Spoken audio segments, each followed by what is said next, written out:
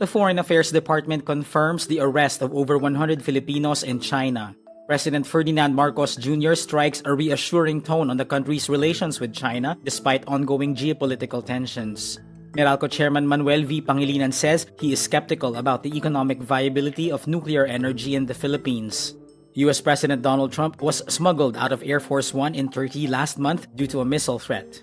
And Travis Kelce says his star-studded wedding to Taylor Swift was, quote, the best night of my life.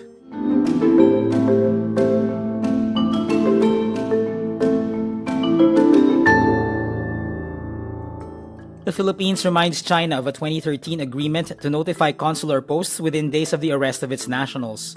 This as it noted the Chinese Ministry of Foreign Affairs' statement on the arrest of over 100 Filipino nationals. The Department of Foreign Affairs is coordinating with the Philippine Embassy in Beijing to verify the circumstances of the arrests and ensure due process and consular assistance. No other details about the arrests were made available as of Thursday evening. On August 10, MFA spokesperson Go Jak-kun said actions have been taken in accordance with the law against over 100 Philippine nationals for illegally working or living in China. The DFA adds, we call on Chinese authorities to safeguard the welfare of the arrested Filipinos and to promptly notify our foreign service posts of their arrest and detention consistent with the Vienna Convention on Consular Relations and the 2013 Philippines-China Consular Agreement. The 2013 agreement states that the host country must notify the other country's consulate post within 4 days of the fact and reasons for which the national has been detained, arrested, or deprived of freedom by any means. President Ferdinand Marcos Jr. strikes a reassuring tone on the country's relations with China despite ongoing geopolitical tensions. At a forum with the Foreign Correspondents Association of the Philippines on Friday, August 14, Marcos says cooperation with China continues on many fronts and that a long-touted plan for joint exploration in the West Philippine Sea is moving forward. He also says that a largely confidential provisional arrangement for naval resupply missions to Ayungin Shoal does not weaken the Philippines' position in the maritime dispute. Although Marcos earlier said that the Philippines would inevitably be affected in case of a conflict between Beijing and Taiwan, he says the Philippines will not allow any attack to be launched from its territory. He says the country, quote, has no desire to be a belligerent nation in the region. Meralco Chairman Manuel V. Pangilinan expresses skepticism about the economic viability of nuclear energy in the Philippines despite political support for its revival. This as Meralco Power Gen is studying the viability of small modular reactors backed by a $2.8 million US government grant to evaluate technologies and eventually identify a preferred option. But Pangilinan himself expresses his doubts and says, So it's not a slam dunk. Pangilinan points out that while nuclear fuel may be cheap, almost everything needed to get a plant up and running is prohibitively expensive.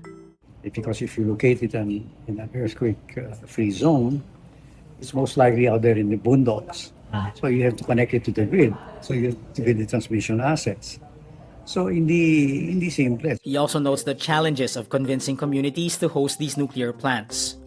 The LGU has got to consent. Diba? Pahihirapan kayo.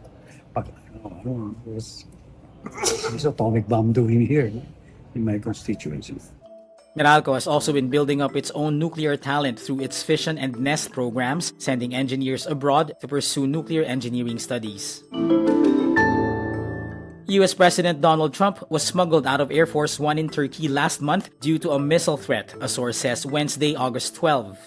The source was briefed on the incident that took place on July 8 in the Turkish capital Ankara, where Trump attended a NATO summit. The Secret Service had received a credible intelligence report that the presidential plane could be targeted by a shoulder-fired missile. They then secretly led Trump and a small group of aides into a catering truck and transferred them to a smaller government plane. Senior administration officials, White House staff, and journalists remained on Air Force One, which departed safely. A separate source says the would-be attackers had no clear plans of executing their intent, which was why the planes were allowed to fly. Experts say the threat may have come from a new type of heat-seeking missile that homes in on hot aircraft engines. All this happened amid heightened tensions between the US and Iran. Travis Kelce makes his first public comments about his star-studded wedding to Taylor Swift, calling it, quote, the best night of my life. Kelce took questions from reporters during a Kansas City Chiefs training camp in Missouri. The NFL star said, the wedding was the best night of my life and I appreciate everybody who came out and celebrated and had fun with us. He added that it was a crazy night full of celebration. Kelce and Swift married on July 3 in front of about 1,000 guests, including celebrities such as Tom Cruise, Brad Pitt, Jennifer Lopez, and Tom Brady, with comedian Adam Sandler officiating the ceremony. And that's today's wrap. I'm JC Gotinga. Thank you for watching. Click the link below for the full story. For more updates, download the Rappler app.